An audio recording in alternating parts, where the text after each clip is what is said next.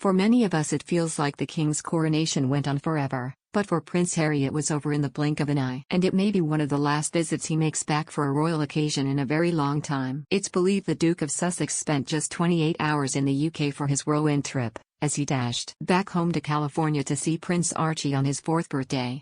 The only formal part of the coronation which Harry took part in was the ceremony in Westminster Abbey on Saturday, as he flew home before the street parties, Windsor Castle concert and Big Help Out Day. While he did make a surprise detour to Buckingham Palace for 30 minutes, Harry did not speak to any relatives as they were busy with the procession, balcony appearance and taking the official photographs. So where did it all begin?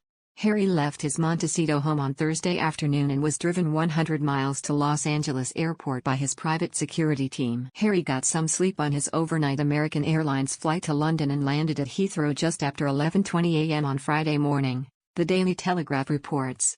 He was whisked away on a 20-minute drive to Frogmore Cottage, the place which he had once called home but was forced to give up by the king. The decision to evict the Duke and Duchess of Sussex, which was said to have left the couple stunned, was reportedly made shortly after Harry's memoir Spare was released in January. The late Queen gifted Frogmore Cottage to the Sussexes following their wedding back in 2018, but now they have been told it is needed for someone else. It was previously reported that Harry would need to move their belongings out shortly after the coronation, so it's likely he will never stay there ever again. Other members of the royal family went to a dinner in central London on the night before the ceremony, but Harry was not present at the private Mayfair Club. Prince Andrew, Prince Edward, his wife Sophie, Princess Anne and Vice Admiral Sir Timothy Lawrence attended Oswald's Club, along with younger royals James, Earl of Wessex, Lady Louise Windsor, Princess Beatrice, Princess Eugenie and their husbands. Zara and Mike Dindal were also at the bash and continued their evening at nearby the Arts Club until around 2 a.m., but their cousin was nowhere to be seen. A possibly jet-lagged Harry had a much quieter night in Windsor, seemingly spending many hours alone without any relatives. It's believed he didn't see older brother Prince William or have any contact with his father or stepmother. On the day of the coronation itself, Harry was picked up from Frogmore at 9:30 a.m. in a black BMW and was taken to Westminster Abbey. There had been a lot of discussions about his security detail, and he was assigned a Scotland Yard protection squad to ensure his safe passage. Harry rocked up at the Abbey alone, as wife Meghan Markle had decided to stay stateside so she could celebrate Archie's birthday. Meghan reportedly felt that attending the historic event would have been inauthentic, and she wanted to minimize the drama. Despite being the grandchildren of the new king, it is believed that Archie, 4, and sister Princess Lilibet, 1, were not invited, with sources citing that the kids are very young. Harry gathered at the entrance with Princesses Beatrice and Eugenie and their husbands, Edoardo Mabelli Mozzi and Jack Brooksbank.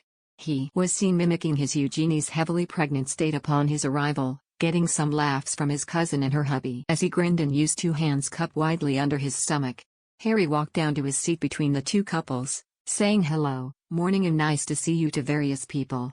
Our lip reader has also claimed he said look at that while noticing the grandeur of the occasion and also said delightful. He also appeared to say good luck to the Archbishop of Canterbury Justin Welby, who famously presided over his wedding to Meghan. Harry was sat in the 3rd row next to Eugenie's husband Jack and Princess Alexandra, the cousin of the late Queen, who hadn't had a working royal engagement in a decade. According to our lip reader, Harry joked about his quick visit to the UK and revealed he was going to be jetting back to the US at 3:45. It's also believed he claimed he was fed up and made a cryptic reference to a mystery meeting which may or may not have taken place. The Duke was seen grinning as he shared a sweet exchange with Princess Anne, who awkwardly was blocking his view with a red feather on her hat. As William and Kate proceeded to their seats, Harry caught sight of his brother and performed an ignore gesture, according to body language expert Judy James. She said, Harry was looking up as Charles, William and Kate arrived to walk past, but after looking at his father, Harry turned his head to speak to Eduardo again in a very odd way at a crucial point in the ceremony when all eyes and attention were on Charles and William's arrival. The brothers looked worlds apart, with William taking center stage as he planted a kiss on the monarch's cheek after had been crowned. When the congregation paid homage to the new monarch, Harry was seen, along with the other royals around him, speaking the words, "God save King Charles. Long live King Charles. May the king live forever."